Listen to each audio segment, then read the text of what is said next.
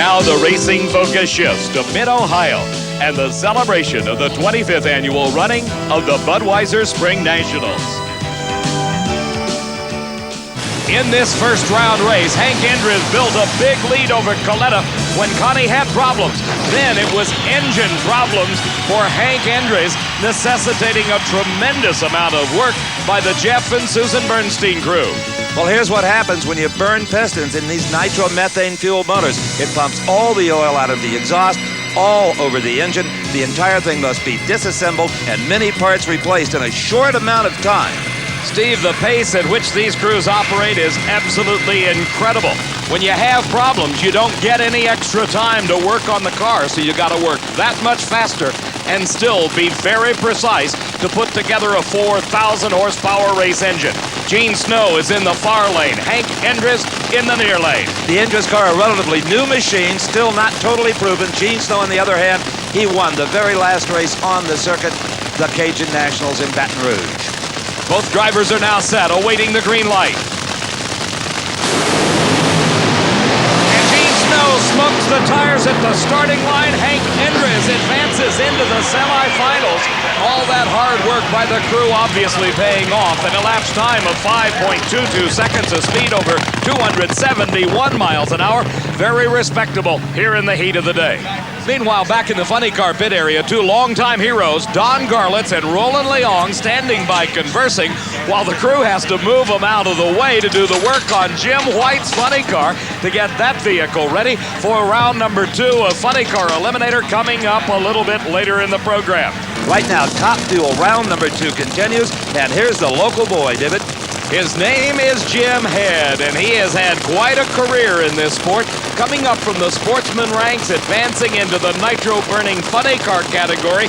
Jim Head won himself 3 national event titles, including a U.S. Nationals crown. His competition here in Top Fuel is the 1987 Winston champion, Dick LaHaye. And Dick LaHaye can tell you that winning that championship certainly is a thrill and worth a lot of money, but sometimes can be a bit of a jinx. The Top Fuel drivers historically have had a hard time repeating. Joe Amato, the 88 champion, struggling this season. But Dick LaHaye is back on track. Witness his Southern Nationals victory just a few weeks ago. Qualified here in the number 8 spot at a nice 5:10. Jim Head qualified 12th with a 5:16 and defeated a tire-smoking Frank Cook, who fell prey and victim to the tire-smoking problems in round number 1. Jim Head had a quicker elapsed time in the first round than did Dick LaHaye. So that has given Jim Head the lane choice, and he has taken the near lane, as you can see, and that has been the favorite so far among drivers that have had that option. Steve, that lane choice may be an all-important factor throughout this entire race, as this racetrack with the sun bearing down on it changes, it seems, from run to run. And look, Dick LaHaye goes up in smoke. Now Jim Head smokes the tires, but he's not about ready to lift. Jim Head threads his way down this quarter-mile racetrack to a 5.51 second elapsed time. His speed, 264 miles an hour, and he advances into the semifinals. This is Lori Johns, 23 years old, out of Corpus Christi, Texas.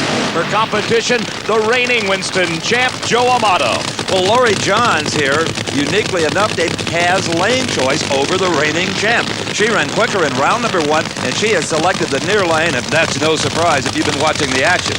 With the tire smoking problems suffered by the 2 previous cars in that far lane of the track, Joe Amato, with his wife Jerry directing him back into his tracks, has got a monumental task ahead of him.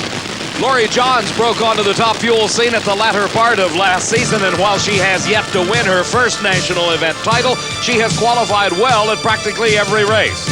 Joe Amato is one of the finest drivers to ever strap himself into one of these steel cocoons. He has won 14 NHRA national events and wears the big number 1 on his way. But earlier, in fact yesterday in qualifying, this was Amato in the right-hand lane, a ball of fire and paces. With the engine behind Amato, Joe had no idea that the problem was as severe as it was. Finally, the oil got under the tires and he was forced to shut it off. The problems began the moment he hit the throttle and left the starting line. Steve had a chance to talk with him afterward. Joe, it's been a long, long time since we've seen you have big-time engine problems like you did here in qualifying. That's the first time, Steve, in 3 years that we've broken a rod on the engine. A push rod broke, actually, and it let the engine hydraulic and it blew the rod out of it. Hydraulic meaning? It filled up with nitro and to try to compress a solid, and it won't do it. It can be even worse than you experienced. Yeah, ours was a minor one. The motor is probably repairable and the heads are good and all, so it could have been a lot worse. Amato and his crew, headed by Tim Richards, put a brand new engine in for today's eliminations. But in the first round, when they beat Pat Dakin, they ran a tire-smoking 552. This combination has yet to be sorely tested. A lot of question marks. Amato far lane. Laurie Johns there. Amato is late, Dave. Very late, Steve. And Laurie Johns has problems. But look, no tire smoke for Amato. And look at the time. 5.08 seconds, 284 miles an hour. Now that crew has the combination together on the TRW special of Amato. Well, Dave, that is a back-breaking elapsed time. 5:08, the second quickest we have seen today. Gary Ormsby ran quicker in round one at a 5:03, but it was a little bit cooler then. And speaking of Ormsby, look at this. He's in the next pair. He has lane choice. He is changing his mind and going into Amato's tracks. Can you blame him? Not at all, Steve. Once you see that quick elapsed time come up, you want to be on that same lane of the racetrack. And the number one qualified car, Gary Ormsby, with that 499 in qualifying, moved over into the far lane. That puts Dennis Forsell, with his crew chief Larry Frazier nearest the camera, into the near lane of the racetrack. Now let's go to Steve at the far end. Well, Joe, you had a little bit of luck in round number one, winning even though you smoked the tires. Here you didn't need any luck. Tim Richards gave you a 5:08 out of this girl. 5:08 on this track, Steve, that's pretty impressive in this heat. You know, the car's had the horsepower all weekend, but it's a tricky track, just trying to get it down there. You know, my guys have been working hard, and we've got that world championship monkey on our back. We're trying to shake it, buddy. And you got behind a little bit when you blew that motor in qualifying. That always hurts. Set you back a bit. Yeah, you always come out with a new motor, and it's just hard to get down the track, you know, and then everybody's smoking the tires, you know. The crew has to do a good job. That's why you need Tim Richards and the guys. This one makes you smile. Yeah, you got to be smiling. It's been tough lately. Probably one of the biggest reasons it's been tough on the reigning champion Joe Amato is this man, Gary Ormsby, winner of 3 out of 6 national event titles thus far this season, and a commanding lead at this point in the championship points chase. Gary Ormsby's car has had all the competitors talking, Dave, as you know. Not because of the wins that he's accomplished, because of the incredibly quick elapsed times the car and driver have been able to put together. In fact, NHRA had a private look at the car with Ormsby and crew chief Lee Beard's cooperation. They declared the car absolutely legal. That's all they would say. But now they have passed a new rule going into this event: no attachments to the throttle pedal. Has Gary Ormsby had a trick they have taken away from him? Maybe we'll find out today. Ormsby's competition here in round number 2 of Top Fuel is Dennis Forsell. In his first round race, he was matched against Darrell Gwynn, the winner of 6 national events last season. And Dave, the Gator Nationals in Florida this year. Now this was earlier today, round 1. Keep your eyes on the Coors Extra Gold Special in the near lane.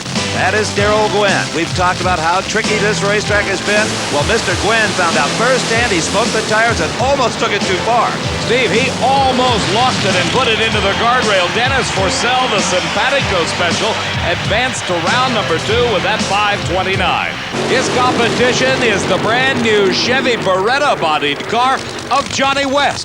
As you may remember, Johnny West was the driver last season for the Hawaiian Roland Leon. But over the winter, he built this new car and came out with his whole new racing operation that is his own at the start of this season. But what a story Bruce Larson has been. After nearly 30 years of drag racing on many different levels, finally at the age of 51, he makes his mark. He won the Winter Nationals, the season opening race out in Pomona, California, was runner-up at the Gator Nationals when he crossed the center line when he had the race won over tire-smoking Ed McCullough. Larson has got the big guns nervous. And here he's up against a man you don't shake very easily. Johnny West built his own car with his own hands. Body, interior, everything, Dave. Bruce Larson qualified number 2 at this race with a 5.30 second elapsed time. And in the first round, he raced against Art Hendy, the team of Hendy and Worsham out of San Bernardino, California. And Steve probably put down one of the most impressive runs of this race, including the 499 by Ormsby. Absolutely. Ormsby's 499 was done in perfect conditions. As you've already learned, today is not like yesterday, but this was earlier today. In the far lane was Bruce Larson just running away from Art Hendy to a new NHRA national record, 525. What impressive performance came from Bruce Larson in round number 1. Steve talked with him. This racetrack in round one has intimidated a lot of drivers, but not Bruce Larson, a brand new national record of 5:25. All right, great. We were kind of scared because there were a lot of cars smoking the tires out there in the middle, and I was ready to just feather the throttle and pull the brake and try to make it down the track, and it hooked up. So you didn't have to do anything other than just drive it? I didn't have to do a thing.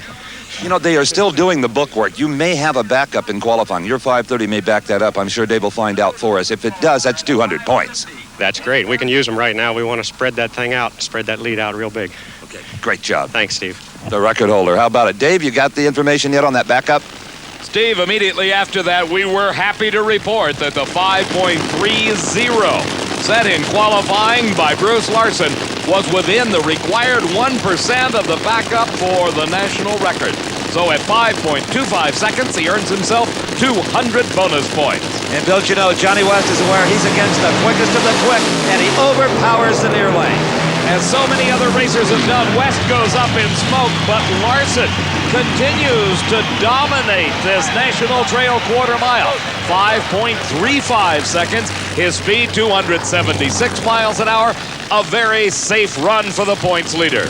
And with our next pair fired and ready here in round two of funny car competition, you can bet the driver with lane choice, or maybe you can't bet on that. Mark Oswald has lane choice, and he is allowing Tom Hoover into that far lane. What do you think, Mac?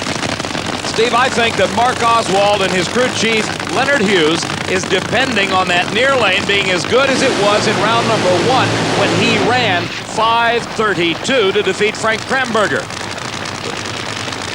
And a problem has set in for Mark Oswald. The smoke coming out from under the car, and you can see a track of moisture going down behind the Motorcraft probe. And look at the oil on the racetrack. There has been some serious engine damage. They're pulling him off to the side to get the oil out of the center of the lane. Well, Mark Oswald had absolutely no idea of what was happening there, Dave. He probably still had oil pressure on his gauge. He was backing up until he got the cut sign. Not Mark's fault, that oil's out there. The track of oil coming out of the water box in the burnout area down track, and that will mean an end of the racing day for Mark Oswald and the Candies and Hughes Ford Probe. For Tom Hoover and the Champion Auto Stores Showtime Pontiac, he gets a big break. He also got a big break in round number one when he raced Don Prudhomme, the number one qualifier, with a 5:27. Prudhomme in the far lane with the Skoal Bandit Pontiac had serious engine problems and gave a big break to Hoover, who advanced to round number two. A brave Steve talked with Don Prudhomme. Well, brakes don't get much tougher than the one that just hit the low qualifier in funny car Don Prudhomme. Oil under the tires, a broken engine, everything went bad. Yeah, all in one run. Yeah, I just, what can I tell you? Everybody tried real hard. The crew did a good job. It's just one of those things. That's drag racing. Just a parts failure. Yeah. Well, they kicked the tires loose, and which came first, the oil or the tires? The tires blew loose first, and then it threw a rod out of it for some reason. We're not sure why. It's disappointing. We felt like we had things going our way. Well, sooner or later you'll get them, Snake. Thank you. And obviously disappointed Don Prudhomme looking at the damage. Hoover with a bye run now in round number two, the second big break for Tom Hoover. Mark Oswald climbing out of his Ford Probe. He's headed back into the staging lanes, and certainly he is disappointed. Well, if I was Hoover, Dave, he collects it off to save the parts. I think I'd just keep driving right to Atlantic City and put everything on the pass line the way his day's going. One lucky day for Tom Hoover. This advances him now into the semifinals of Funny Car Eliminator. He obviously is foregoing lane choice by virtue of his 12-second elapsed time. But Hoover, at the rate his luck is holding out, doesn't really care whether he has lane choice. Back in the top fuel pit area, this is one group that is very happy to have the choice of lanes. This is Joe Amato's crew. They're getting his mount ready for the race against Gary Ormsby, coming up later at the Budweiser Spring Nationals.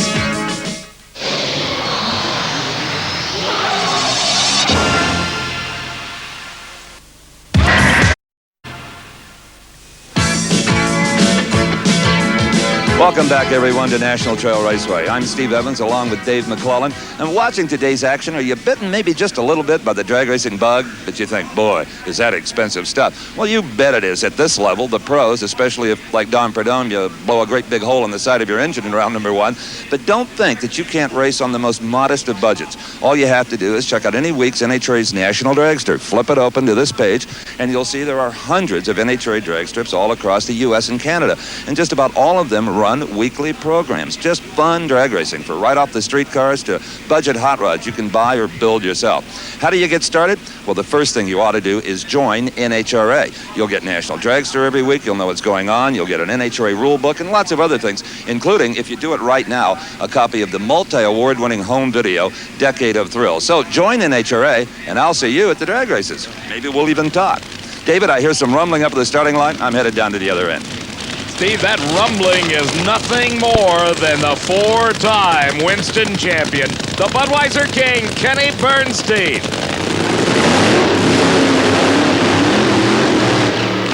What an action-packed, drama-filled Spring Nationals this has been for Bernstein.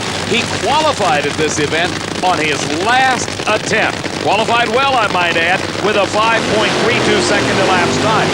Here's the latest driver for Roland Leong. This is Jim White at the wheel of the Hawaiian Punch Dodge Daytona. For Kenny Bernstein in his quest for his 5th Winston title, it has not been a terribly successful season. He won his first race just about a month ago. Talk about a fellow who got a last-second reprieve. Jim White, Tulsa, Oklahoma, did not qualify, but was told by officials this morning he would be in the field as an alternate because of what happened to Tony McCollum of Hayward, California. This was in qualifying. Watch the car in the far lane. That is McCollum. Right at the finish line, kaboom. The blower explodes and literally shreds the fiberglass body. The further he drove down the racetrack, the more of that car that came apart. The good news, Tony McCollum was uninjured. Well, Tony, I know to all of us it was a great relief when we saw you get out of that car unhurt. Yeah, well, she banged one, but it didn't seem all that violent inside of the car. Just a bunch of tin in my face. Outside that, she was normal. That's about the most body damage I've ever seen on a funny car from what you say was a rather simple blower explosion. That body is ruined. Yeah, I can see that. I mean, it kind of hurts me because as I'm trying to get more confident with the car, it's the second time she blew up in my face, and I'm kind of get fed up with it now. Can't blame you for that. Hope to see you back. Thank you. Steve, I don't know anyone that wouldn't get fed up with engine parts and body parts coming back into their face at over 260 miles an hour. On the starting line, completing their burnout procedure, Kenny Bernstein and Jim White. And even though he struggled in qualifying, Kenny Bernstein came back in round number 1 this morning and ran a 5.33, almost as good as anybody has done other than Bruce Larson. But let's remember that Jim White in the first round upset John Force. So anything is possible under these conditions on a racetrack like this. Bernstein just smokes the tires, loses total traction, and crosses the center line. And Jim White advances to the semifinals in this surprise-packed Spring National.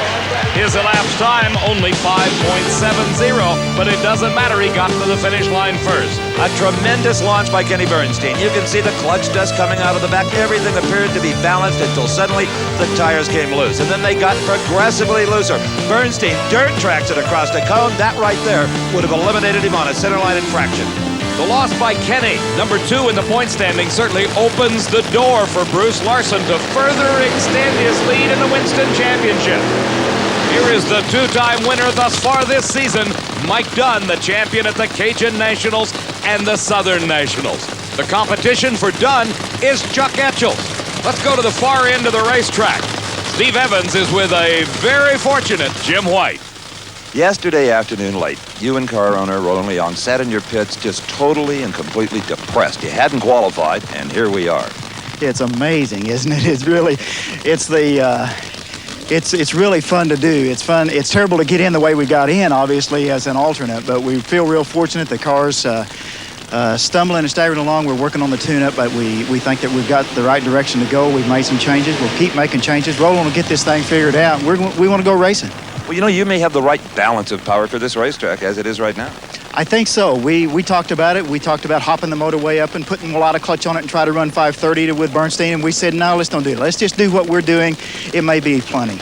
Indeed it was. Great job. Thank you, Steve.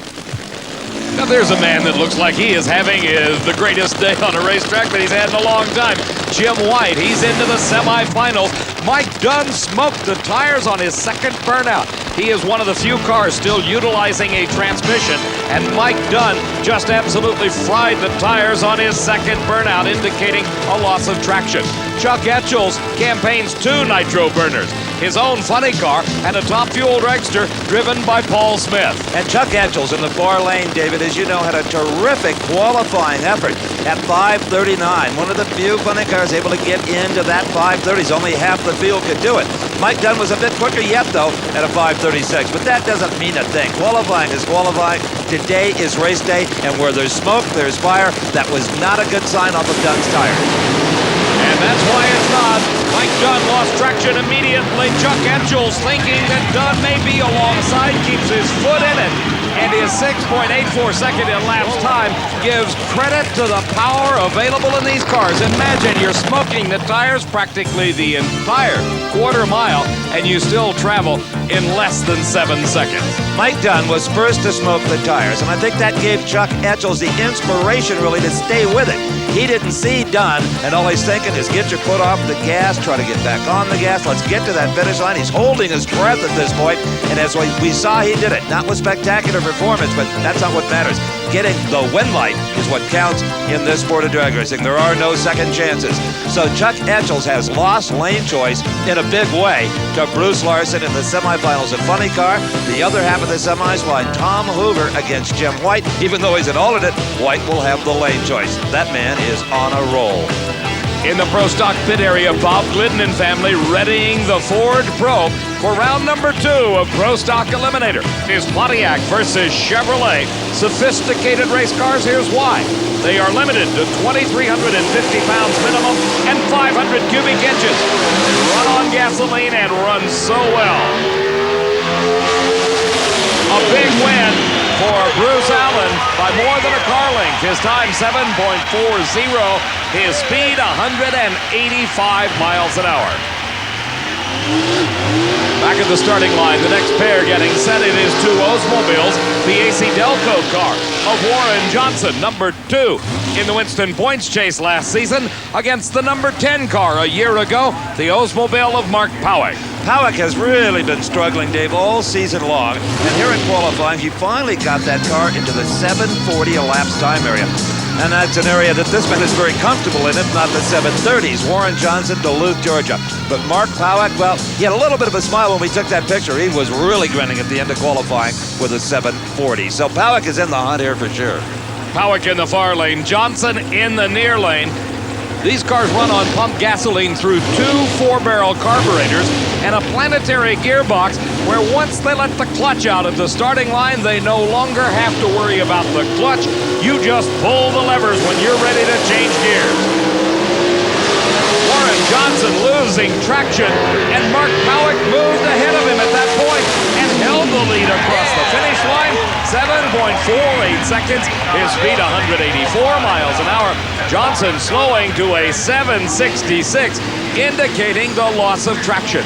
In Gary Ormsby's top fuel pit, crew chief Lee Beard replacing the body panel that covers the top half of the front of the car. Back in the rear of the vehicle, the crew putting the engine back together, getting it ready for that all-important race against Joe Amato coming up later in the show. Steve Evans? David, Mark Powick came around the turn, and inside the car, I could hear him hooting and hollering like a cowboy.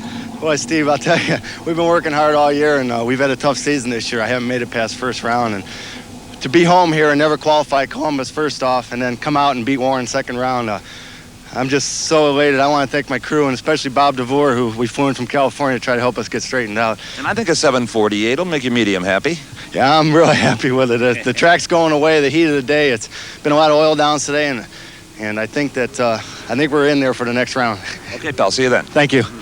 From the state of Virginia comes Don Beverly, a one-time NHRA national event winner, against this man who has won 71, I think it is, Bob Glidden from Whiteland, Indiana, the Ford Pro. Now, earlier against this man, Larry Morgan in the Oldsmobile, Glidden had another first-round scare. Remember, he was eliminated round number 1 at the Cajun Nationals. Watch this. The green and white car far lane moves first. Glidden has to play catch-up. Moving through the gears, the car moving around in the middle of the racetrack, and yes, but just by inches did Bob Glidden get to the second round, a 7:39. Glidden qualified in the number 1 spot, a 7.35 second with the Motorcraft Ford Probe. Don Beverly ended up in the number 5 position with a 7:38. That's how close racing has become in Pro Stock Eliminator. The Crown Petroleum Oldsmobile. In the far lane of the track, as we look through Bob Glidden's car, you can see Beverly in the far lane. Beverly moved first. Beverly is right alongside. Bob Glidden crosses the finish line. He is a car length ahead of Don Beverly, advances into the semifinals. His elapsed time, a 7.38 seconds at 185 miles an hour. Beverly had the quicker reaction time and moved first off the starting line, but Glidden outpowered him at the finish. How about these Oldsmobiles, though, David? They have made tremendous strides in just the last few months. They were having problems qualifying, some of them anyway, like Don Beverly, now running in the 740s, a little quicker with every race. How long can Glidden continue to outperform these cars? Well, that time may be coming when they're very close together. Here's another one. Parity has certainly set into Pro Stock racing. Don Koontz at the wheel of the Koontz and Clark Oldsmobile qualified number 8 at a 741. Joe Lapone Jr. was the number 4 qualifier. He had a 738, and he is one of the most improved drivers and performers in Pro Stock racing with that easy wider Chevy Beretta. They're staged. The front wheels are in the beams. The engines come up to about 8,500 RPM. They sidestep the clutches, and there's a red light in the near lane. That is Don Koontz. Koontz gave away this race as Joe Lapone advances to the semifinals. The red light indicating Koontz left the starting line too soon. The performance of Lapone, 7.40. As we watch again, the camera in the center of the racetrack catches the mistake by Don Koontz. By just thousandths of a second, Don Koontz left the starting line too early. That gave Joe Lapone the advancement to the semifinals, where he will race Bruce Allen, with Lapone having the choice of lanes. The other pair finds Mark Powick against Bob Glidden, and Glidden will pick the lane. This man is from Columbus, Ohio, Jim Head. He is making the best showing thus far this season. He has had a trouble-plagued early part of the year. Engine explosions, severe damage to the car. For Endres, this whole new operation with Rob Flynn, the crew chief. The advisor on this team is Bill Schultz, one of the most respected men in nitro racing. You heard Jim say earlier he's not using any of the automated systems on this car. He's driving it strictly by feel, releasing that brake when the green light comes on, and then kind of hanging on to it, trying to slow the wheel speed and keep the tires up with the racetrack. Now both drivers concentrating on getting a good start. The crowd intently watching the starting line at National Trail Raceway. And a tremendous advantage for Hank Endres at the starting line. Jim Head actually ran a quicker elapsed time, a 5.29 second time, to the 5:31 for Endres. But the advantage that Endres had when he left the starting line is very difficult to overcome. You got to feel for Jim Head. Nothing wounds a driver's pride worse than being late. Watch this. Hank Endres does not cut a particularly good light. Something had to have happened inside that cockpit we're unaware of to distract Jim Head. He is just not that late, as a rule. Here is a close-up view of the leave by Hank Endres.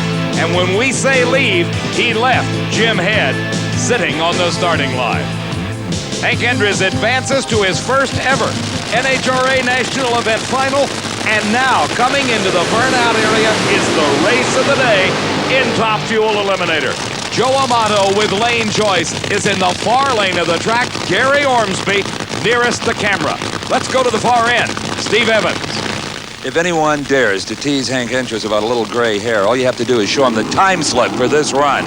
Your 5:31 beat Jim Head's 5:29. Oh, that great, huh? Every once in a while you do a race, Steve. I think the car owners are going to be real proud of you. There, we've been leaving good, pretty consistent, and we stepped up. What, you run a 31, you say? You bet.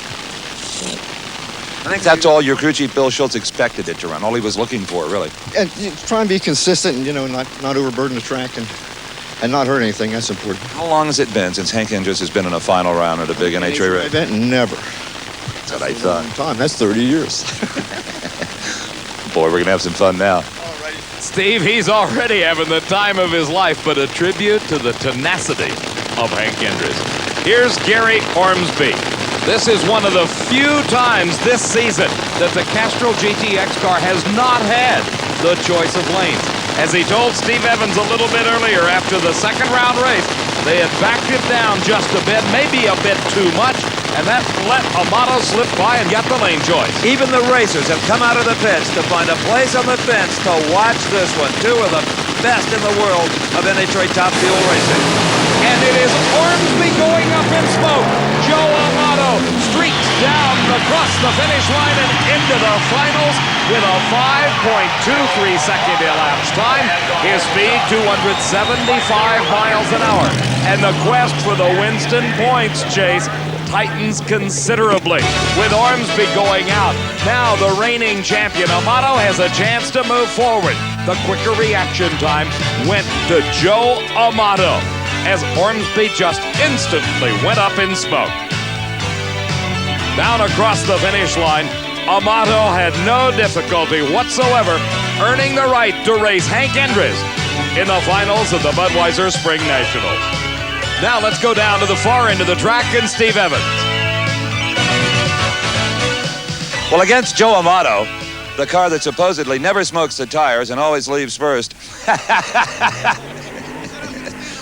What is this, yoga? This is yoga. I said I was going to stand on my head when I beat Ormsby in that green car, and now he's down, buddy. Well, the green cars, I was about to say, that never smokes the tires and always leaves first. Well, he smoked the tires and didn't leave first. You did. Well, Steve, I knew it was going to be a close race. Timmy just said, go up there and do your job. After the last light, I didn't get such a good light, but the car's been struggling all weekend, and we've been struggling. If we can win this next race, maybe we can get that World Championship monkey. It's sitting right there looking at me. Back in the Pro Stock pit area, Mark Howick is thinking about one problem that he confronts in the semis. That's Bob Glidden.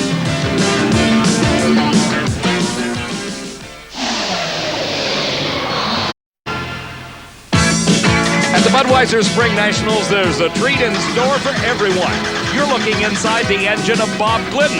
That's about all you're going to get to see. He won't even show us much more.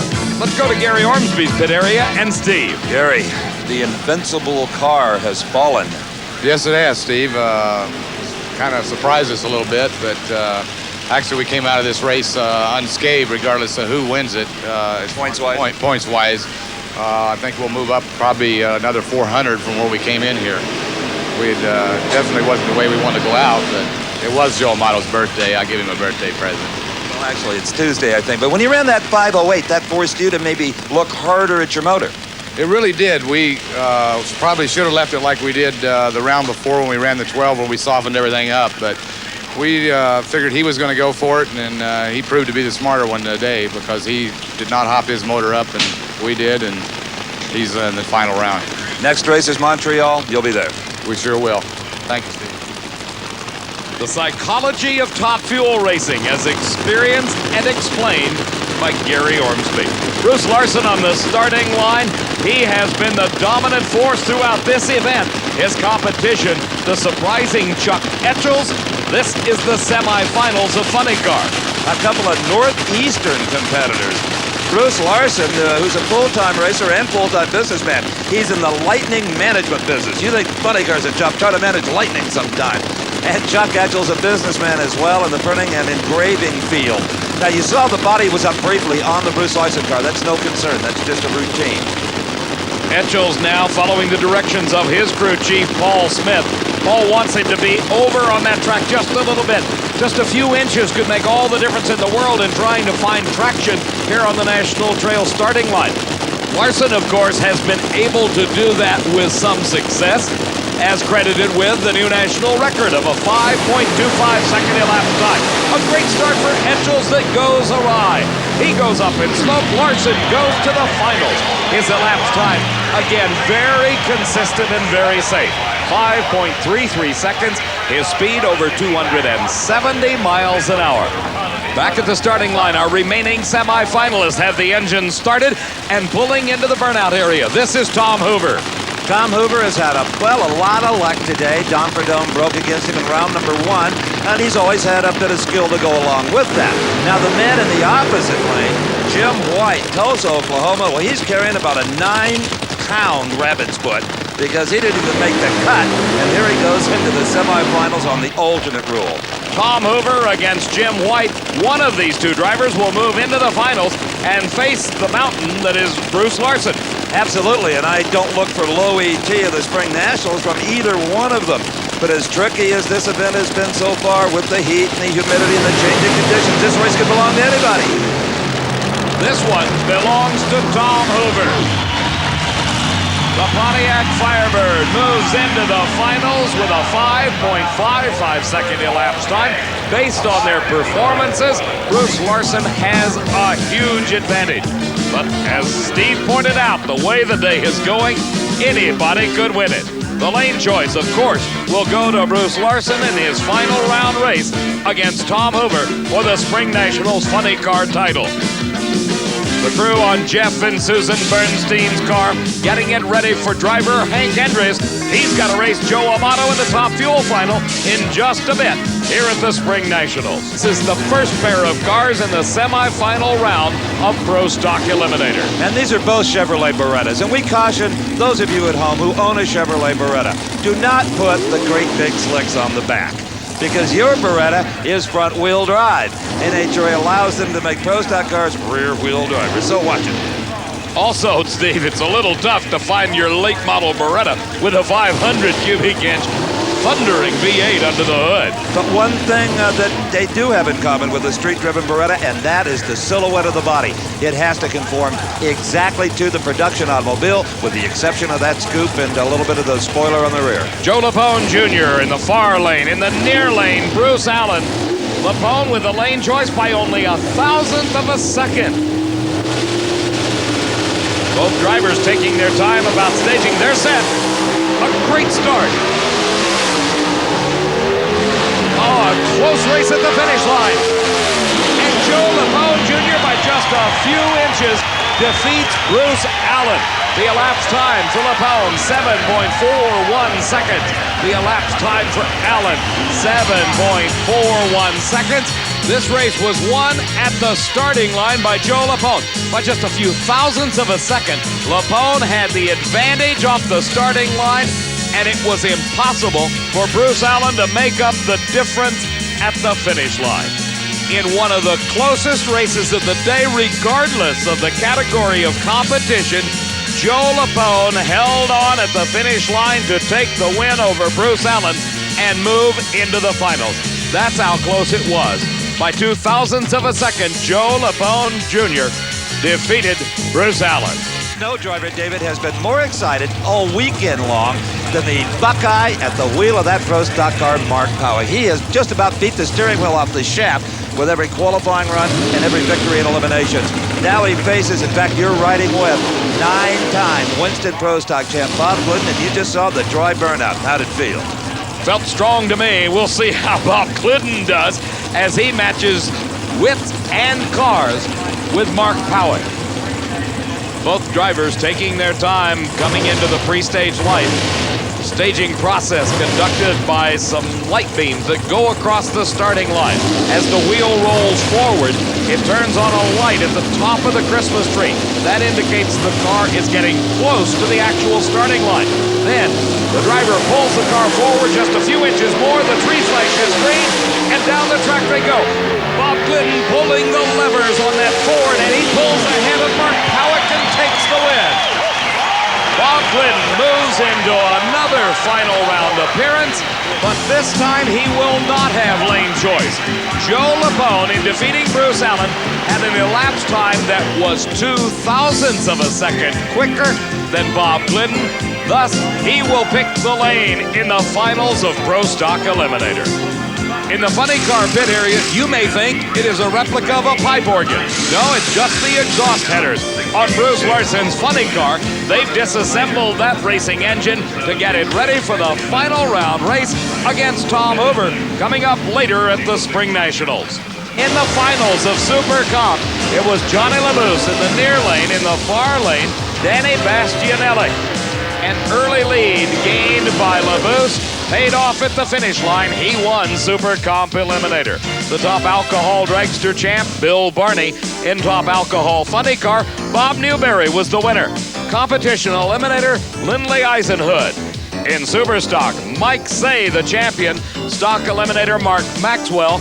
In Super Gas, Ed Hajek. In Super Street, Craig Miller. And the Pro Stock motorcycle champion, John Mafaro. This is the final of Pro Stock Eliminator, and it is boiled down to that classic battle between factories. Chevrolet, as represented by Joe Lapone Jr. and the Chevy Beretta, against the Ford Probe, driven by the winningest racer of all time, Bob Glidden. The question is often asked, to what extent will a racer go to win a race? Steve Evans stopped by Joe Lapone's pit area to find out what he does. Bob Glidden, beware, the man that drives this Chevrolet Beretta, Joe Lapone Jr. You see, Joe is using a couple of tricks to get himself psyched up for this thing, motivated. First of all, it's what he calls third-level psychology. He has already pictured himself beating the Ford Probe and in the winner's circle later today, accepting the cheers of the crowd and all the accolades. Then he told me another story. After missing qualifying 4 straight races this year, they rolled into Baton Rouge for the Cajun Nationals, qualified number 2. Boy, they were pumped. Got blown out in round number 1. When the race was over, he and his crew went down to Bourbon Street to kind of drown their sorrows, and he saw this poster in a poster shop, and he bought it and took it home and put it on the wall. Now, it's from that great sports philosopher, Vince Lombardi. You know, winning isn't everything, it's the only thing. And some other Lombardi-isms were on there. Winning is a full-time job. Some people have heart, some people have talent. If you have both, then winning will come automatically. All these things. Well, Lapone has just been drilling this into his head. And I'll tell you what, there is a guy with a positive attitude. Right, Joe? I'm on Lombardi time right now. Vince Lombardi had 11 football players. Joe Lapone has got an aluminum block. 500 cubic inches represented by 8 pistons, 2 cylinder heads, and 2 4-barrel carburetors. They all have to work as a team to put the power to the ground to beat this man, Bob Glidden. Glidden now intently watching the tree. So's Lapone. And it's a red light start for Lapone. Bob Glidden has won his 9th Springnationals title. Sons Rusty and Billy are celebrating. Glidden puts out the parachutes with a 7.41 second elapsed time. His speed 185 miles an hour. Bob Glidden, 72 times, has visited the NHRA Winner's Circle. Look at the red light by Lapone. He was way early. This second angle in our instant replay graphically demonstrates how far ahead of the green light Joe Lapone was. Well, Joe Lapone, you might want to add to that Vince Lombardi poster. You can't win if you're red light. I know, well, Bob's been tough all day, and I had to leave. It was my time to go. Indeed. Bob Glidden, congratulations. At 7:41, yet another title, and I know this is as special as the first one. You bet, Steve. I'll tell you, you know how tough it is in pro stock. Joe, I don't know what Joe ran. I'm sure he ran well. He's been running well all day. As a matter of fact, he had lane choice on us going into the final. People I know are tired of hearing all this bull crap that this race is as good as the last, but they'd have to be in my position to understand and know how tough it is to beat these guys, to beat Al and Johnson and, you know, people like Joe. It is great. You never get tired, Bubba, things that come from the heart. Well, you can't get tired of winning. When you get tired of winning, you better quit whatever you're doing. You know, I'm sure I'd get tired of it a lot sooner if we weren't consistently winning, but, you know, drag racing's been really great to us. You've given us a great show every time out. Thank you. Thank you, Steve. As the sun goes down, the track begins to cool off, and the air particularly gets much denser, but yet the traction is still there. For Bruce Larson, that's just what he wants to hear. He's already run a 5:25 today for a new national record. Now he has got to best Tom Hoover if he plans on taking home the Springnationals title. And you saw just a second ago, Bruce Larson moved right up to the starting line. Not so much to put pressure on Tom Hoover. Larson doesn't want to build any more heat in that motor than is absolutely necessary. The hotter it is, the more power it is, the bigger chance you have of overpowering the racetrack. Both cars leave the starting line together, and then Tom Hoover smokes the tires. And Bruce Larson has captured the Springnationals title with a 5.42 second elapsed time, 275 miles an hour. Tom Hoover did everything he could to win this race. As we look again in instant replay, watch Hoover. He gets the advantage at the starting line by nearly 0.06 of a second. But his misfortune set in a few hundred feet down track. That's when the car lost traction, the tire smoke billowing off, the ultimate in burning rubber, allowing Bruce Larson to move by and take the win. For the second time this year, Bruce Larson now has the chance to stop and see Steve Evans. The horn is blowing for Bruce Larson. Maynard Yangst and the crew jammed into the station wagon, and you deserve all the applause you're going to get, my friend. What a day. You gonna throw me in the pool? Yeah! Thanks a lot, guys.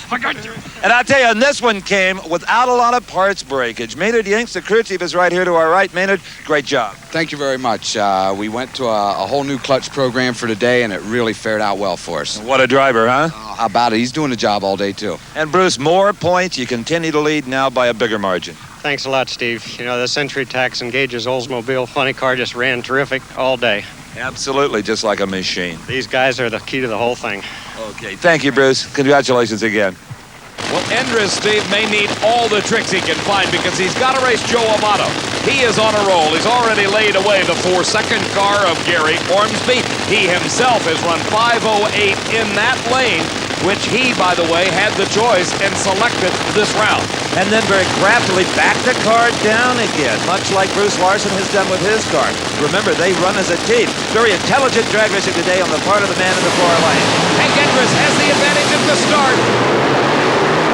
But the power is Amato's. 5.12 seconds elapsed time. His speed over 280 miles an hour. And Joe Amato applauds himself as the car comes to a stop. His wife, Jerry, congratulating the crew. And Joe Amato has won his first Top Fuel title of this season. He, the defending and reigning Winston champ. In the instant replay, you can see the advantage that Hank Endres gained, about 0.02 of a second. That dust that was coming out of the back of the cars, that's the clutch burning off some of the facing, allowing the engine to put the power to the ground without smoking the tires. Amato pulled ahead at the finish and by a car length won the Springnationals. Coverage of the NHRA Springnationals has been a presentation of Diamond P Sports.